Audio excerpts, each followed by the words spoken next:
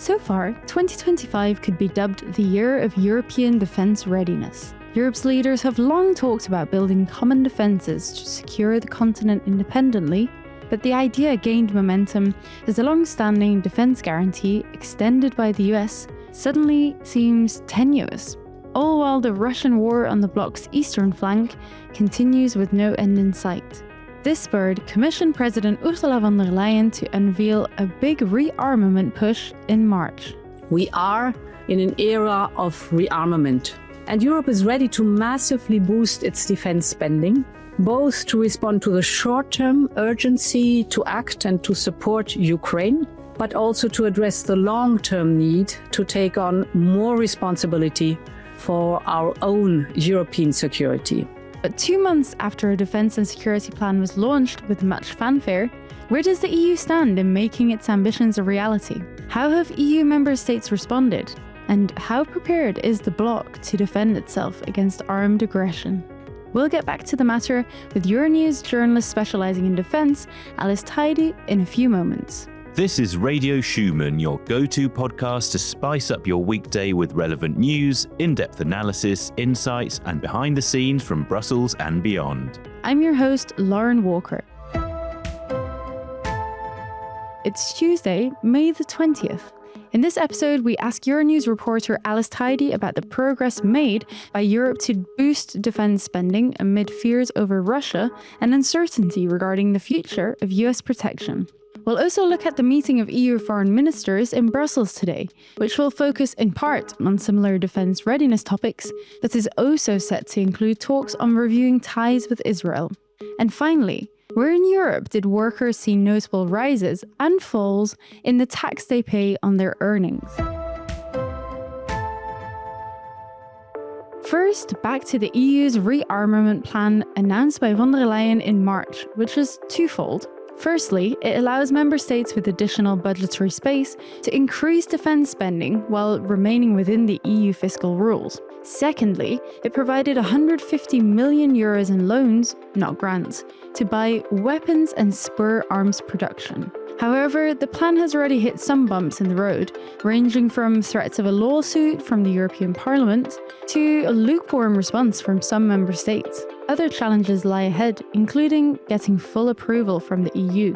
We spoke with Alice to understand what has happened in the past 2 months, where we stand now, and whether ReArm Europe could die a slow death like the European Defence Industry Programme, a small initiative proposed nearly a year ago, which is still unpassed.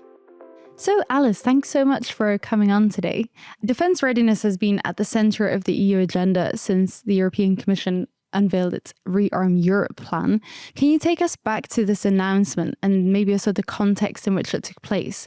Why was the EU suddenly so eager to ensure its strategic autonomy to defend itself? So really, it all goes back to last year, right after the European elections and the mission letter that Ursula von der Leyen sent to the commissioner designates, in which she laid out her priorities and what she expected of them. Defence was obviously high up on the list, and this was demonstrated, of course, by the fact that we actually have now a Commissioner for Defence, which we didn't have in the last mandate. And in her letter to Andrius Kubilius, who went on to become the Commissioner for Defence, she made it clear that she expected a white paper on the future of European defence within the first 100 days of the mandate, in which he was to identify the investment needed to boost military capabilities across the bloc. And so fast forward to March, we reached the 100 days of the mandate, he releases the white paper. And obviously the global geopolitical context within those 3 months already has changed, because we have Donald Trump in the White House, and he was already making statements on NATO and on Ukraine that suggested that American support was no longer guaranteed. And he also had unilaterally opened the dialogue with Russian President Vladimir Putin, completely isolating Europe in the process. And you also had intelligence agencies across Europe that already warned that Russia could potentially have the means to attack another European country by 2030. So if you take all of this into account, then suddenly the need to be a bit more sovereign in our defense appears very urgent. And maybe a slightly stupid question, but we're going to go back to basics. Most people think of NATO when they think of defence, and obviously the EU and European countries are in NATO. So why is the EU working on a plan separately from NATO? So actually, most EU officials, most EU leaders will tell you that the plan is not separate from NATO. The EU plan is meant to be complementary to the NATO framework. So we're not going it alone. That's what most of them are saying. It has to complement NATO. And right now, we have tens of thousands of American troops stationed across the eastern flank, and that would be very difficult to replace if the EU pulled out. We also have a lot of American capabilities that are deployed across Europe because they're a NATO ally, and these would be very costly and very long to replace as well. And one part of the plan that was announced is the loan instrument referred to as SAFE, presented under an emergency clause, with the Commission then citing the current geopolitical situation, as you framed, as a reason to implement the plan more quickly. However, the European Parliament President has now threatened legal action over the use of this clause to bypass Parliament oversight. So could this block or maybe slow down the Commission's plans? Well, the Commission certainly doesn't appear to think so, because the letter the European Parliament President sent to von der Leyen saying, careful, we could sue you, was sent this month. And the Commission very much said, no, we are right. And we are willing to explain to anybody why we think we're right, why we think using an emergency instrument that allows us to effectively bypass Parliament is the right call. So I'm not sure how much of an impediment this would be. At the moment, we're looking for the adoption of SAFE. So ambassadors are meant to approve it or to dot the I's and cross the final T's this Wednesday, and then it will be formally endorsed by the ministers at the GAC Council on the 27th of May. So I guess we'll see at the end of the month whether Parliament moves ahead with its threat to sue. And another key component of the plan was to allow EU countries to activate the national escape clause, basically bending the EU's stringent rules to boost their defence spending. What was the response to this? Is there a visible divide between countries which maybe are more frugal or others who are maybe more willing to splurge on defence? So at the moment, the Commission has received 14 written requests to activate that clause. And that includes countries that traditionally were known as frugal, so like Denmark and Germany. So I wouldn't say the divide is as stark between frugal and non-frugal within this debate. And is 14 out of 27 countries, would that be considered a successful response? How does the Commission view that? Well, for the Commission, sure, it's super successful. That's what they've been saying, that over half is a good number. But obviously, that has led to some questions over its initial estimate that this could lead to investments of up to 650 billion euros over the next 4 years. And the last time this was asked to the Commission, they were saying, listen, we're sticking to that number so far. We'll be able to revise the number next year at the earliest based on how many countries request the activation, how much they spend, whether or not they actually use the full 1.5% of GDP they're entitled to with this flexibility. This week, we're coming back to this week now, defence has been front and centre at the EU-UK summit on Monday, with both parties working on a pact allowing the UK to access emerging EU defence initiatives, which would align it with wider European defence efforts.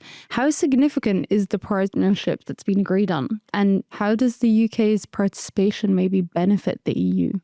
So what was agreed on Monday is the Security and Defence Partnership. This is something that actually the EU has with 7 other countries. It's a fairly basic text. In order to take part in SAFE, so in that 150 billion programme, the UK needs an additional bilateral agreement that allows it to take part into specific EU policy and programmes. Within SAFE, there's a so-called European preference. That's the whole point. The point is to stimulate the European defence industry. This, if it has this bilateral agreement, then the UK would be allowed to participate up to 35% of the cost of the weapon system being bought. Ultimately, the UK has a strong defence industrial base, so it makes sense for it to be allowed to participate up to 35%. It also would help with interoperability between the UK and the rest of Europe. Another defence-focused meeting, it's very defence-heavy this week, took place on Monday between the Commission's defence chief, who you mentioned earlier, and industry representatives, focusing on beefing up the EU's defence industry by simplifying procurement processes. So what measures are on the table for this aspect of the plan, and how quote-unquote healthy is the EU's defence industry now? Does it have the capacity to keep up with the EU's rearmament plan? So Commissioner Kubilius had an implementation dialogue with industry that followed a strategic dialogue last week between Ursula von der Leyen and large defense companies. What the EU wants to do is to slash red tape for the defense industry in order to increase production of some of the capabilities it views as priorities. So that's drones, anti-drones, that's ammunition, that's military mobility. But it also wants to boost innovation and also crucially help with securing supply chains, because we don't necessarily have all the materials we need to produce those weapon systems. These dialogues are meant to help the Commission with drawing up an industry outlook plan, then also a simplification omnibus for the sector, which both are expected next month. And then the Commission is also expected to release a European rearmament technology roadmap. That's a mouthful, but that won't come until the autumn. And then finally, defence will also be on the agenda at the Foreign Affairs Council today, while the SAFE proposal will be discussed at the CARPER meeting, as you said earlier. What can we expect from these meetings? Will they bring the plan a step further? So the FAC defense on Tuesday is not much is going to come out of it. The main topics on the agenda are support for Ukraine and defense readiness. So it's mostly just looking at what more we can do to boost support for Ukraine and to ensure we have the right capabilities in the right places. So not much is going to come out of this council meeting, but SAFE, as I said, is pretty much a done deal at this point. So the formal approval will be on May the 27th. And then once it's approved, if I understand correctly, member states will have 2 months to submit their request for financing to the Commission. And then the Commission will then have 4 months to analyze the projects and say yay or nay. And so the disbursements of funds will likely not be until the very, very end of the year, but most likely very beginning of 2026. And maybe finally, apart from those steps you just described, what else does the Commission now face to make ReArm Europe a reality? And where do you think the EU currently stands when it comes to strengthening its strategic autonomy to defend itself? Is the plan garnering enough support, do you think, in the EU? Because obviously it's a Commission proposal, but it needs the full EU backing. So where do we stand on that? I think there is a real sense of awareness across the 27 member states that this very much needs to be done, because even the staunchest transatlanticists can see that some of the messaging out of Washington is not necessarily as positive as it used to be, and that we very much could have to face future foes alone on European soil. So on this, I think everybody is pretty much on the same page.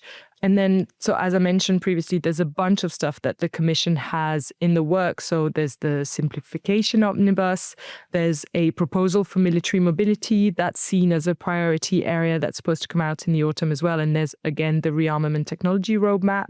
And then it also has to release an industry outlook plan, which will be based on national capability targets. So it's member states looking at what they have and saying, well, I want to invest in this, I want to invest in that, this is what I need. And then there's a summit in June that will come right after a summit of NATO leaders, where EU leaders will also focus on defense. And they are still waiting for the Commission to come up with so-called innovative financing options, because as you mentioned, so far, the only real options on the table are SAFE and the National Escape Clause.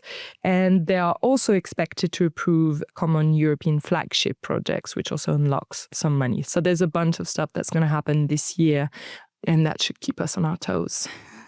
Sure will. Thank you so much, Alice. Thank you. Now a look at what else is on the agenda. EU foreign ministers will gather in Brussels today, firstly convening defence ministers to discuss the bloc support for Ukraine and the ReArm Europe plan. Another key agenda item will be a debate on developments in the Middle East. This is expected to include formal discussions on the Dutch proposal to review an EU pact governing trade ties with Israel. The Netherlands argued Israel is violating the association agreement by blocking aid and food into Gaza. Since the proposal was put forward, however, Prime Minister of Israel Benjamin Netanyahu has said he would allow minimal amounts of food into Gaza. Ireland, Spain and Slovenia already requested the EU examine whether Israel broke the agreement rules last year, but without success.